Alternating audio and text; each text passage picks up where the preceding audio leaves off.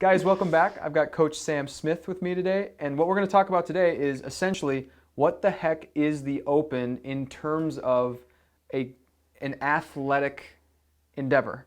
So I'd love to talk to Sam about what he generally sees within the workouts, which ultimately will lead us to how do you get most prepared and do your best version of each workout over the course of the 5 weeks. So let me start with this, Sam.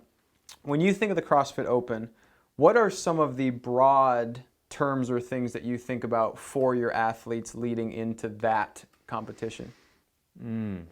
Leading into it, well, stress comes to mind. Lots of stress. 5 weeks of stress. Why do you think that people feel so much stress? You add the leaderboard, you get to compare yourself against so many other people. So then all of the stuff in your head comes up, like where do I sit? Like you can't hide from it. So it is what it is. Like you get a 500th in this workout, like that you're 500th. So there's no hiding, which I think creates stress because then people start to doubt what they've done and the work they've put in. Are they good enough? And are they going to meet the expectations that they've created, whether those are sound expectations or not? So you literally just said maybe 3 or 4 different things that could be so perplexing to people. So this is what I heard, at least. Yeah. I heard fear of losing, essentially. I heard comparison to other people. I heard essentially lack of belief in what they've already done and where that puts them. So I suspect that compounding all those things, that's really the big like oh shit moment for people, and it comes once a year. Well, this year twice a year. So do you feel differently about this Open for people than you did about previous years that were once a year? It's so interesting having this twice in a year, and it's actually not that far apart, especially for people who put a lot of effort and energy into the Open in the spring/late winter time, February, March.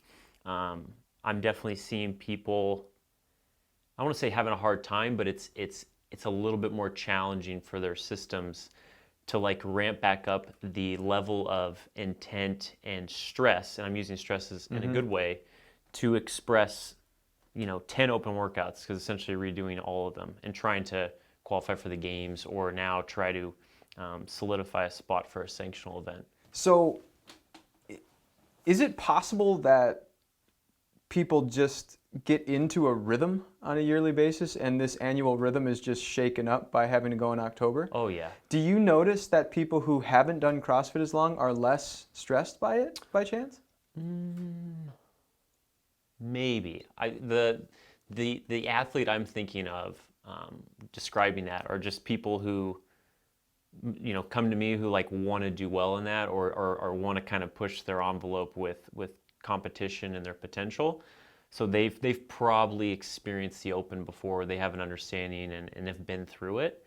The people who might not have done it as much with me or maybe aren't as developed, their perception of it is definitely different. It's not. It's just like, all right, here it goes. We're going to do it. Versus the other people are like, all right, here we go. Gotta.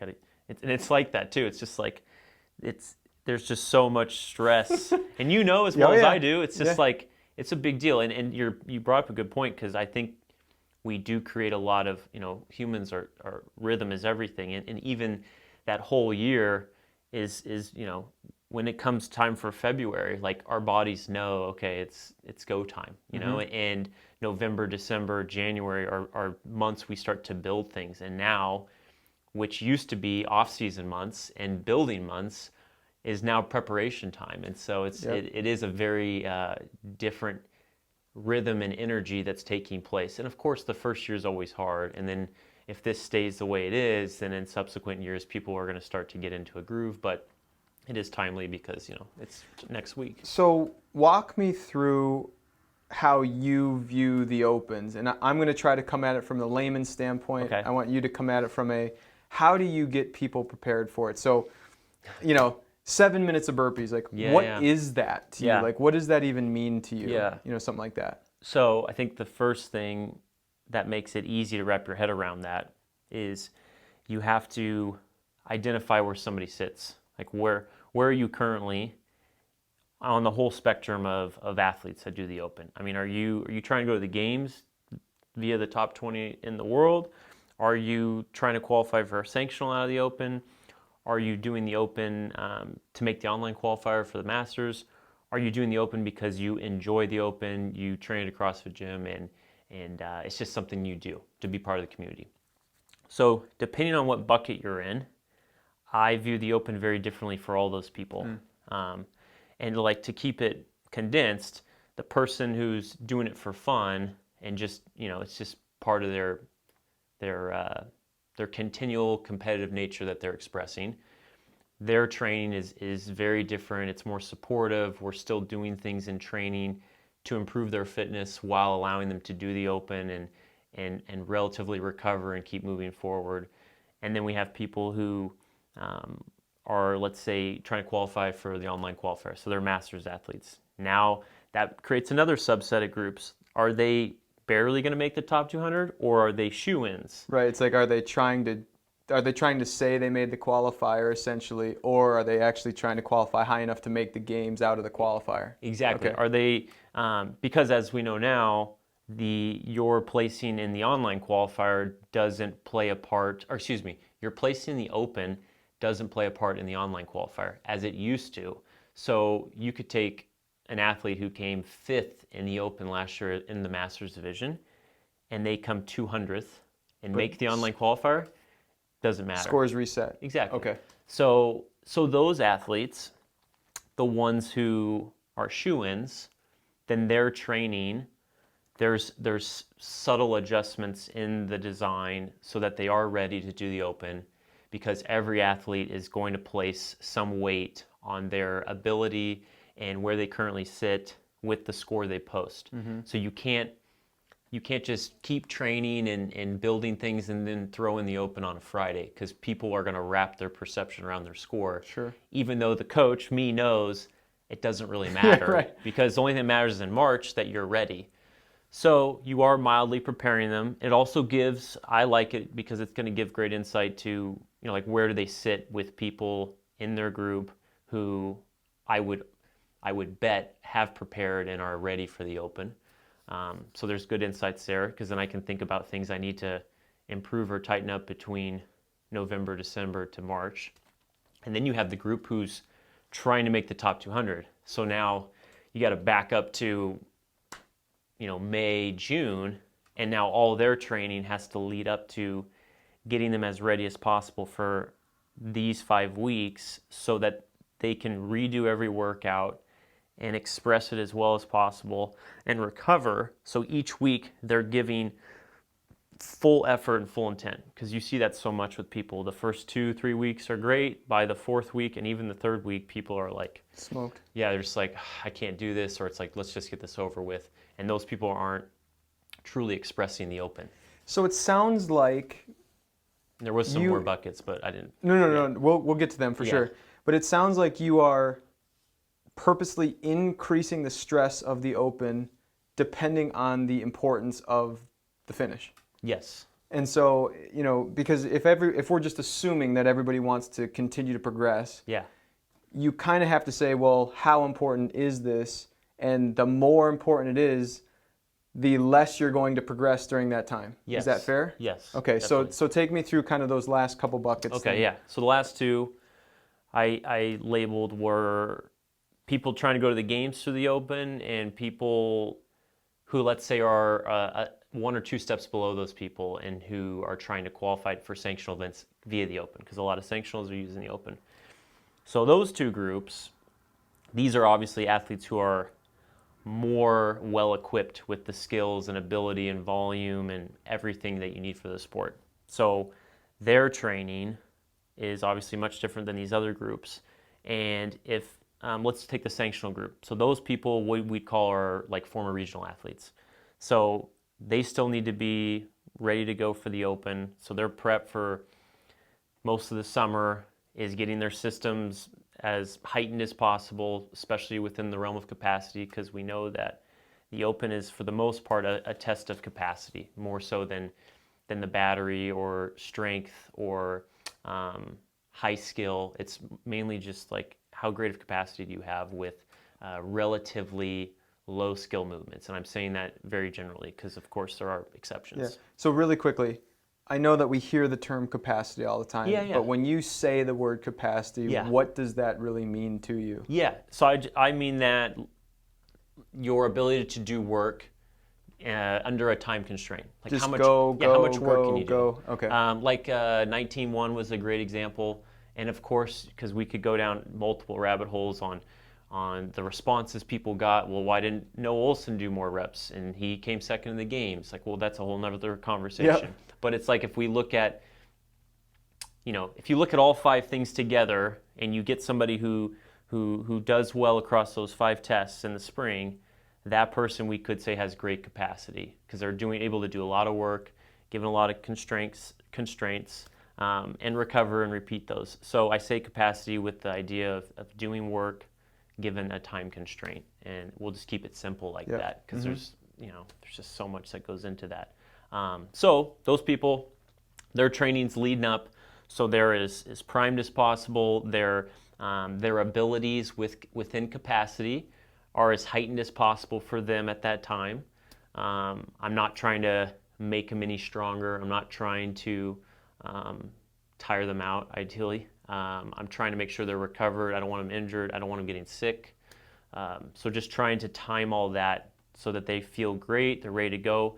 They can redo an event, so do it on a Friday, do it on a Monday. And that's going to come through training because we have to remember too about functional volume.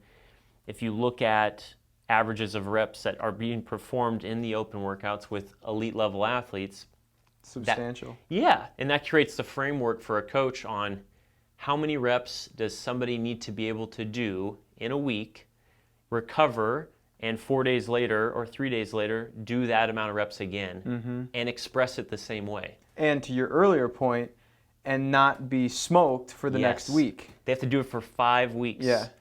And that takes years, which people are not even aware of.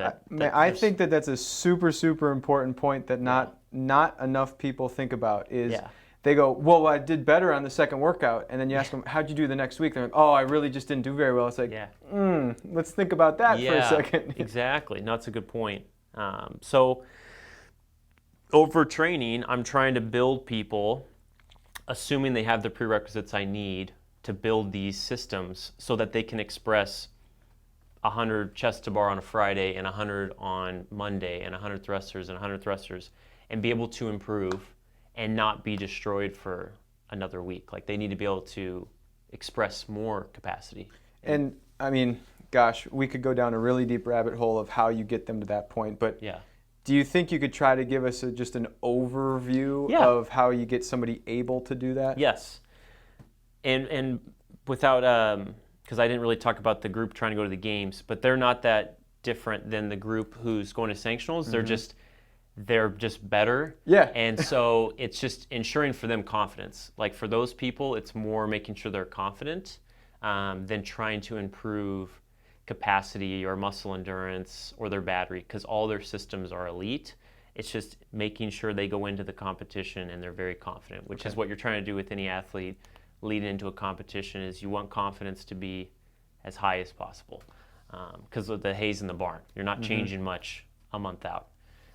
So to your point, how do you build the volume or the ability to express the open workout twice in a week for 5 weeks? And let's just say right point blank, this is not happening in 6 weeks, right? No, So let's just give it, let's say over a year. Okay, a year. How would you take them to be ready for that? Great. Okay, so if we had a year, we're going to obviously look at the results in that open, the previous one. Like what were the strengths, what were the limitations, how was the experience, how did their body feel, how did they recover, et cetera, et cetera. How long did it take them to recover after the open?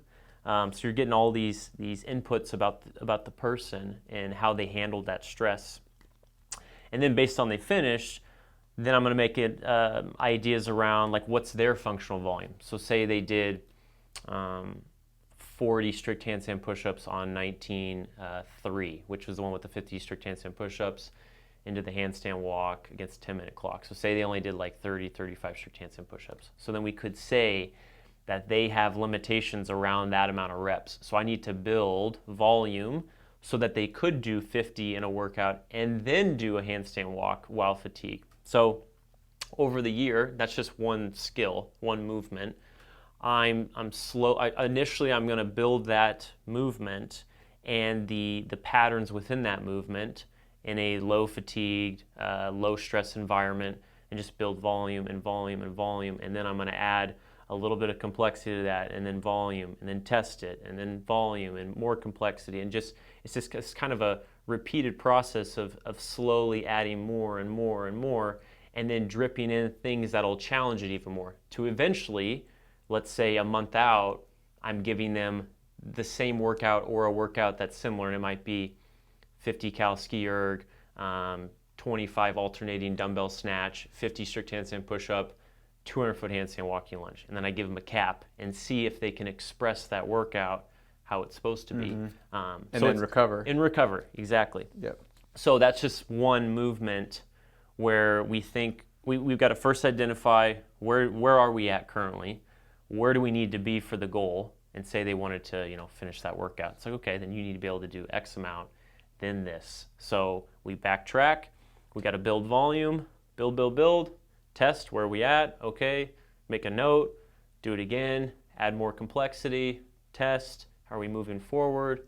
So, and that's a very, yeah, that's simple super outline. fast. Yeah. Yeah, but I hope that gives a little bit of perspective around, how you attack. And that's for one movement. Yeah, you got to take I was just going to ask you that. Every movement, because there's so much in this sport, which makes it super fascinating as a coach, because you're trying to make everything move up. And some need to move more than others, but everything needs to be trending up the graph over time so that when you do compete, all of those metrics are a standard deviation, ideally, above where you once were. So if you were, generally speaking, going to prioritize types of movements or types of intensities to make people really good at for the Open, okay, what would be some of the highest priorities? Yeah. What would be some of the lowest priorities? Yeah. Good. Okay, that's a great question. So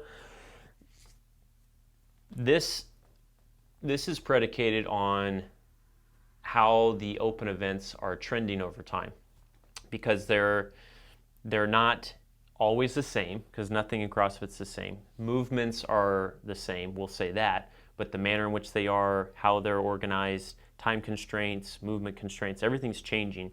But you can look for trends over time where you see, okay, what is being valued in the testing, in the competitions?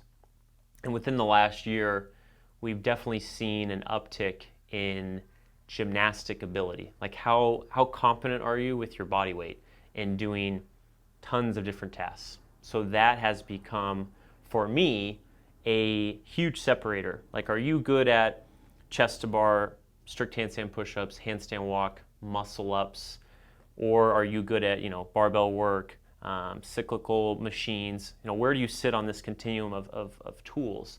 And these tools over here are starting to have a lot more value in the sport. So I put more weight in this category than the things over here. Doesn't mean these aren't important, because these are very important, because these are tested. However, these need to be paid more attention to over time and ensured they're moving up in a very all the time. All the time. Because you can never not be good or too good at these things. I think that makes sense. Yep. Like you can always keep getting better, unless you're better than Matt Frazier, but not many people are ever going to be better than him at these things. But these things people attach more to. They get more likes on Instagram. Like the one PR. PR, 10-minute max count on the bike, or a 2K, and they're all great things. They have their place, they're valuable. But these things, which might not be as glamorous, people do post about them, everything with your body, are becoming very important and need to be continually moved up the ladder. So for me, those are things that I'm watching and making sure people are improving on, and putting more care and precision in the design, that those are challenged and tested more so than areas that are not as valued. Yep. Let's say. So give me some example movements that you would say are less important. Yeah. For the open. Yeah, for the open. For the open, maximums, so max strength. And I say that and people are like, well, they do test maximums. They do, but the context in which you train, what you test a maximum in the open is you are fatigued, and you're significantly fatigued because the piece you're doing before you test anything counts for a score. So you're going to put effort into it, which means what you're testing is your battery, your strength endurance under your maximum. And that's an area that's of huge value in the sport. How good are you under your ceiling? And that's what I would argue is more important than your absolute strength is how good are you at lifting 93% of your max after you've done 8 minutes of really hard work. That's really valued in the sport. So that's something that definitely needs to be improved upon to maximize your outcome. But you're sort of saying that instead of trying to increase your back squat max by 5 or 10 pounds, you should work sub-maximal more often, and again, generally speaking, because you might have to do a bunch of reps sub-maximum, and then go into some version of a heavier squat or something. Yeah, I think the huge takeaway for the open that's not of huge value is just maximums. And what I mean by that is you only have to be strong enough in this sport to compete and challenge the best. You don't have to be the strongest, or you don't have to continue to get stronger.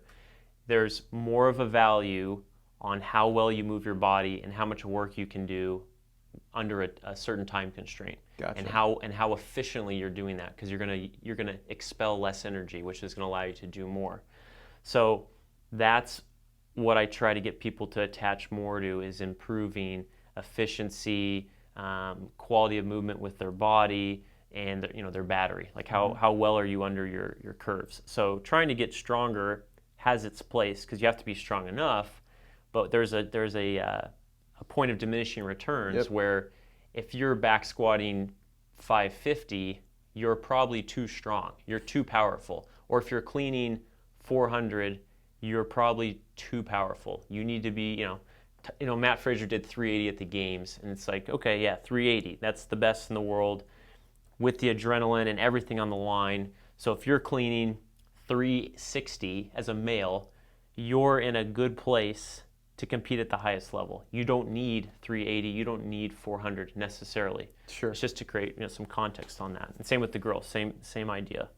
So let's kind of end with this idea from you. Okay. And for context, if this is being watched, down the road, we are a week away from this 2019/2020 Open.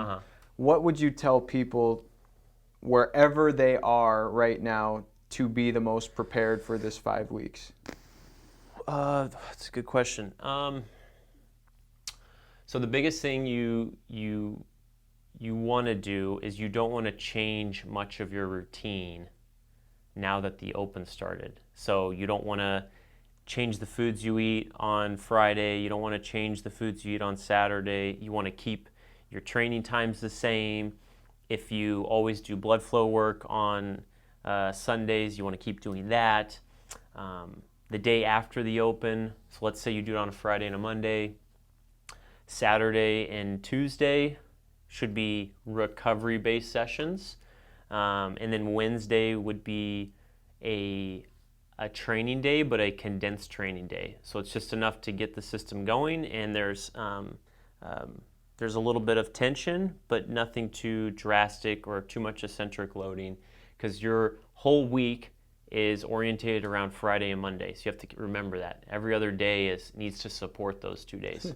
Basically what I'm hearing is you have to manage stress, which is what you said very much in the beginning, and you have to prepare people to trust the training and be confident that they've put in. Yes. So it's like, welcome to the Open, right? Yeah. You've either done it or you haven't. Exactly. You don't do more during the Open and get better the last 2 weeks. Right. If anything, you will get worse. You have to, like, the hay's in the barn, and now you're just managing the stress, recovering from it, and then expressing it ideally. Perfect. Sam has used the term hay in the barn twice on Yes. this. So with that, we will call it a day. Thanks so much, guys. We'll see you next time.